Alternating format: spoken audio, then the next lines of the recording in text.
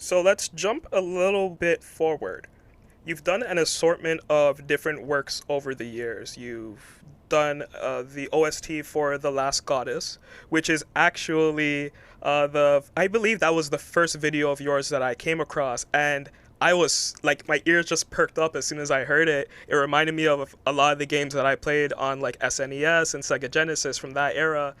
You've done standalone original tracks. A lot of your work that I've heard on Bandcamp and on YouTube is also great. It kind of evokes that sort of sound, what I was saying from earlier.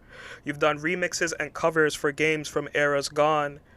How would you describe your sound? How did you come to start producing music in the way that you do? And what even got you to this position where you wanted to start producing? Oh, that's a good question.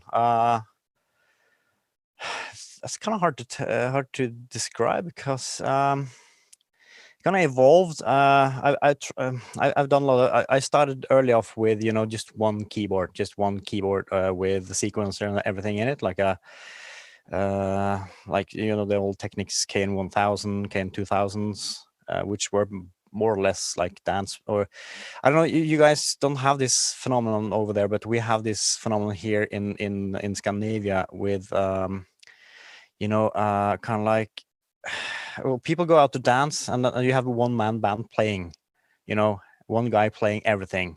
And it's kind of like a cheesy. It's got like this, when you go to on the Carib or boat cruises, there's like one piano guy. So like, but yeah, they use those keyboards. I started off with those keyboards, and albeit it's kind of like a all-in-one box.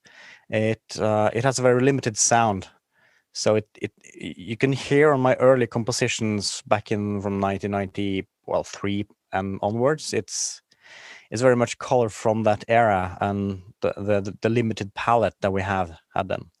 And but as soon as I got a little bit more money, I could kind of I could add gear. I could buy more. I could add sampler to get some more natural sounds, and then adding more pieces of gear as I made more money.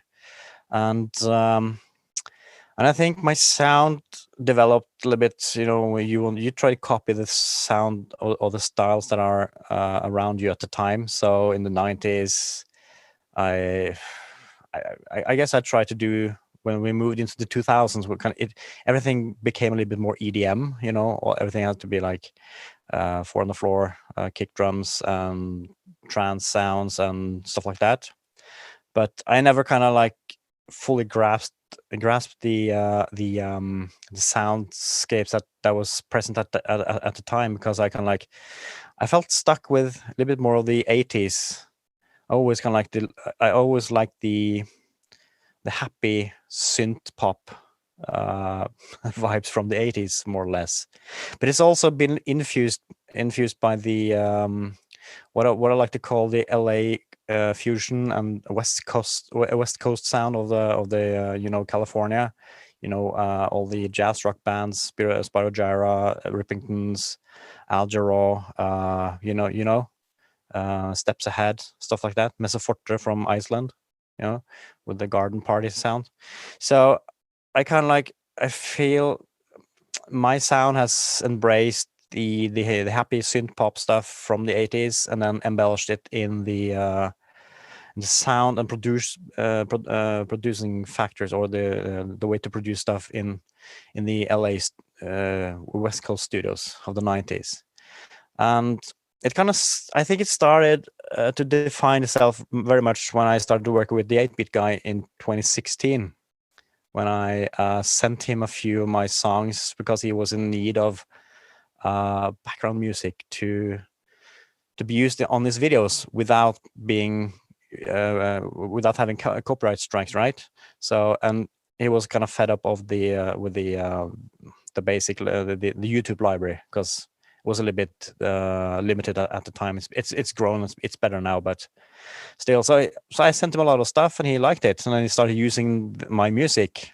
So, and then for exposure, because I didn't charge him anything, right? I felt okay, that's cool. He can use it if you want to. I don't care. It was it's kind of cool, and then that kind of like snowballed, and because he had a lot of subscribers at the time, of like 600,000 at that point, which was quite a substantial amount of viewers. And of course, that got me some traction, and then I just found out, okay, mix a little bit of this, a little bit of that, and then I just started making more music in that genre, and then here we are, I guess. Nice. That's quite the interesting origin story. Yeah. And it's also the everybody's you're kind of taught, or the whole notion in the music scene is that you don't work for exposure, and I fully agree to that, because when you're a band out playing, before the pandemic, of course you pay a band what they're supposed to be paid for, because they have 30 years of experience, they have all the gear, and they're working like 8 hours when everybody's partying. So of course, and people should pay for music, because it's a craft, it's an art that's been developed over many years.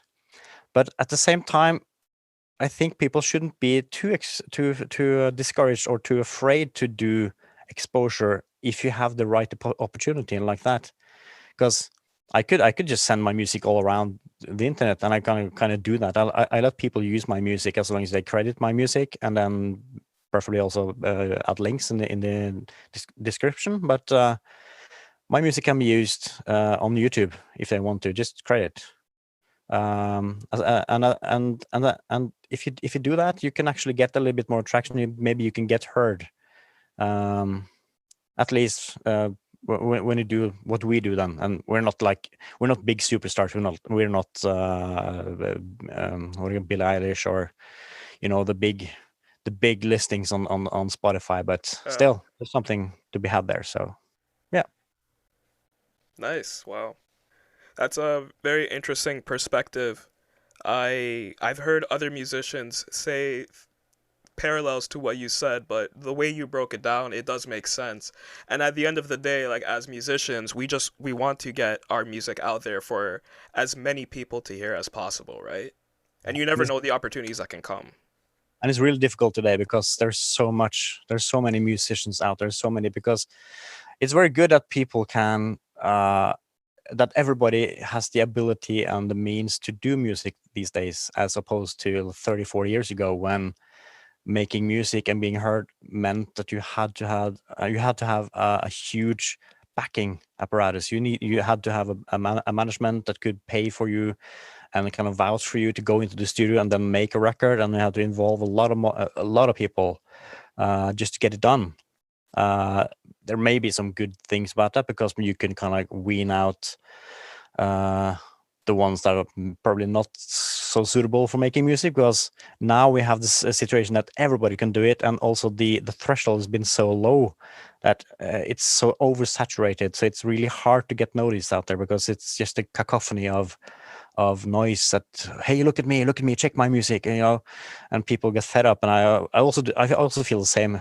People send me stuff, and I try to listen to it, but sometimes I don't have the time. And I'm not that very famous. I have what, 13,000 subscribers. It's nothing compared to like David, who has like 1.2 millions. And the whole scene of kind of like getting responses from the audience can be quite overwhelming if you have that many people sending you every day, mails and messages. So, but it's a good thing that we have that everybody can use now, because of technology. You can do a full album in your bedroom. So it's a good thing, more or less.